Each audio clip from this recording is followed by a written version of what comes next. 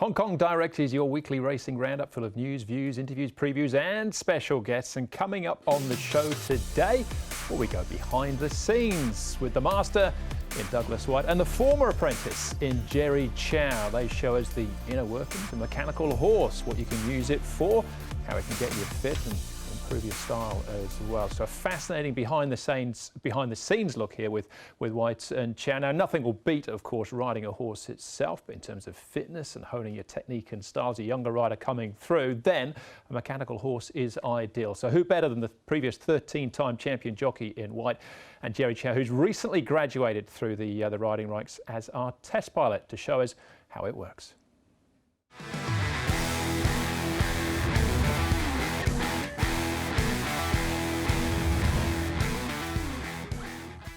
All right, before we actually see it in action then, Douglas, the horse, tell us a little bit about what it is, how it works and what you'd use it for. Well, it's a great tool from a jockey's perspective. Gets you very fit. It certainly, if you haven't ridden one, you wouldn't quite understand it. But when you get on it and you get the feel of it and you get to learn how to use it, it's a great tool. And I would challenge anybody who thinks they're fit, if they can ride this for a certain length of time, they'll understand how what different muscles you use, what different techniques you use, and how to really strengthen and tone yourself to get prepared for race day. You'd have used this from day one though, Jerry, when you first started in the apprentice school, so you spent a lot of time on this. Yes, and when I first got on this, I thought riding a race and yeah, got a good feeling on him. So how do we use it then? Put Jerry through his paces. Do you actually simulate a race, like sitting in the stalls and push out, or just like a piece of gym equipment, yeah, sets and reps? A bit of both. Yeah. I mean, I think the main way that we work on it, Jerry and I, is for a workout and to fine tune and polish both his style and his fitness. So basically, Jerry will get up into a jockey seat, and we'll decide what he needs to do on that particular day. But so that'll be him cantering down to start, or jumping out the gates and getting into a rhythm. And I'll talk him through when to start getting down and ride the finish. Yeah. But you'll see from there. Okay, Jerry, show them to turn for home now and start to go. You can see now how he gets down and how his arms start to push the head forward, but his body stays fairly still. Yeah, so this is the important part, to keep this part of...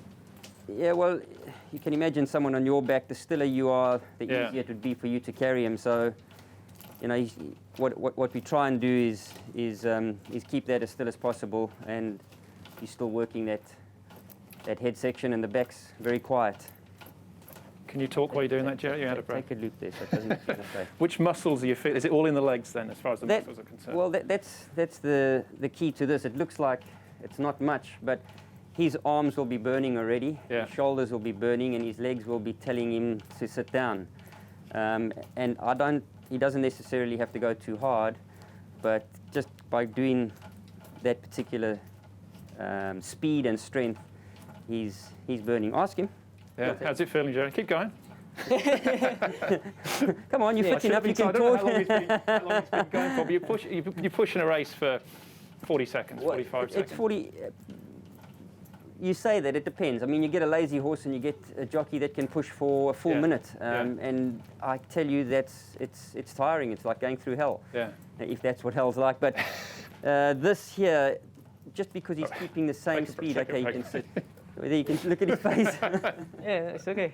But he'll be burning all through here, down here, and this will be killing him. Yeah. And so when you first started riding, you'd get the wobbly legs when you'd finished. The legs would feel a bit. Yeah, just feel a bit when I ride the wooden horse. Yeah. But now my boss told me how to pushing and how to use the shoulder. And now when I training this, I feel my shoulder more now. How do you develop your style? Was this somebody that you looked at and copied, or is it just something that sort of develops naturally? When I was a trainee long time ago, Mr. Kukusi, he will show me the Chau picture, how he sit on the horse, and he got a very good balance. So he want us to copy Chau's style, and we just keep practice every day, and my style is just building up, look like Chau. Yeah. And when I joined my boss stable, and I'm riding with him every day, and I start to learn his way. And now sometimes they will say I would look like Well, you can see boss. a bit of it, Douglas, in that. Yeah. Yeah, well, it's nice. It's nice. It's nice that it's rubbing off. He's got a beautiful style. I think what he did is he created a style around Chau's. Chau's got a lovely style about him. He's always good to look at. But you know, when you become more confident and when you become your own individual, it's nice that you can start developing a style that you can better, just not copy or simulate somebody else. Yeah. And I think Jerry's got a unique style now, in that he's very polished to look at, but it's probably not the right word, but he's pretty to look at as well. Yeah, no. You know, he's strong. He doesn't move around too much, and I think that a lot of people have said that he's got a similarity to my style. That's a compliment. I mean, if he's looking good, Yeah. he can have my style. But it's working for him, and that's the main thing. It's working for him, and you just have to keep building, and you have to keep working at it, and you'll get better. 2.5 lengths is Carroll Street. Winner Method doesn't seem to have too much of a response, but with the pull and the weights here, Carroll Street is going to win, and that's been handsome, all right. Very good at the line. 3/4 Carroll Street. All right. Can we get you on board as well? See some of that old Whyte magic. we can. What we'll do is we'll do it in slow mo. We'll get some of the race called Lakima Feeds Derby or something like that. Oh, jeez, yeah. What is it? The odds on. Whyte asked him for the supreme effort. Now we'll have the crowds. Yeah.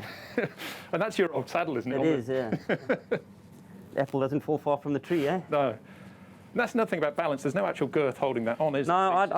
I don't like a girth on it. A lot of guys do, but Yeah. that just it gives you a bit more stabilisation, and you can't move.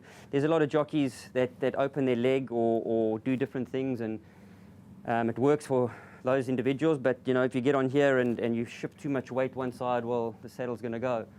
So there's another good point. You know, Yeah. it keeps you well balanced and well rounded. Go on then, show us. Well, I haven't done this for a while. Eh?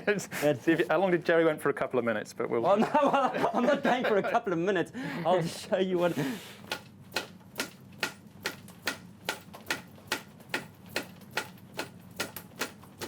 You've still got it. Yeah, so there it is. Brilliant. And Thanks, mate. the good thing on this is, you know, if a jock or an individual drop their stick or their reins, you can practice on this very, you know, you can quickly learn to change your stick and grab your reins, and you know, the more practice on here you do, the less faults you'll make on race day. That's a great tool. It is. Thank you very much. Thank you, Jerry. That was brilliant. I think he was quite enjoying it when he got back on board. What I should have done, I didn't think about it till afterwards, was I should have got Jerry to critique Douglas on how he was riding. I'm not sure what he'd have said. I'm sure it'd been very positive, though. Jerry on 72 now, wins now, so he is a senior rider. Needs 95 for his claim to reduce to 3 down to 2. Dylan Moe, incidentally, is on 94 and he needs 1 more to reduce his claim as well. But great stuff from Douglas and Jerry. A little bit of look there at the mechanical horse, and it was hard work. You could see that Jerry was working very hard for those 2 minutes. He wouldn't ride or push a horse out for that long in a race, that's for sure. All right, as we head into the diary this weekend, Happy Valley day meeting at Happy Valley. Incidentally, no Harry Bentley, Joe Merritt, Chad Schofield or Keith Young, but Tony Bacone is back. Great to have Tony back in action. Happy Valley again Wednesday night, then the Sasa Ladies Purse on Sunday, Group 3 contest. It is a lead up to HKIR, and the entries are on the website as well, the first round of entries. It reads like a who's who at this stage. Hopefully some of them turn up from Japan and from Europe and from Australia as well, but we'll have more on the entries down the track, because we've only got 11 more meetings before we get to Happy Valley, and then Sha Tin, HKR with the second Sunday in December is that 12th meeting. It gets ever closer indeed. We're going to finish this week, and as it's Happy Valley Day meeting, with a race from Happy Valley Day meeting 3 years ago. It ties in quite nicely because it was Douglas Whyte, and this win brought up 1,800 winners winners for the champion as well. So enjoy this, and we'll see you again on Sunday. Bring all the action from Hong Kong direct to you. 5.50 left to go. California Gung Ho. My Ally serving it up to him on the outside. Pokes the nose in front. Followed by Thunderstomp, who sustains that 3 wide run with 400 metres left to go. Goldland needs it out over on the inside. Followed by Lucky Times, Super Form. Ultimate Glory. Racing Luck's got a wall in front of him. And Happy Dragon on the inside. 200 to go. My Ally there to be shot at. Thunderstomp's coming in. Good Omen from the rear. For Douglas, Whyte has taken over. Whip to the lead. 1800 for Dougie coming up here. Good Omen, Racing Luck charging late, but it's Good Omen. That's 1800 for Whyte over Racing Luck second.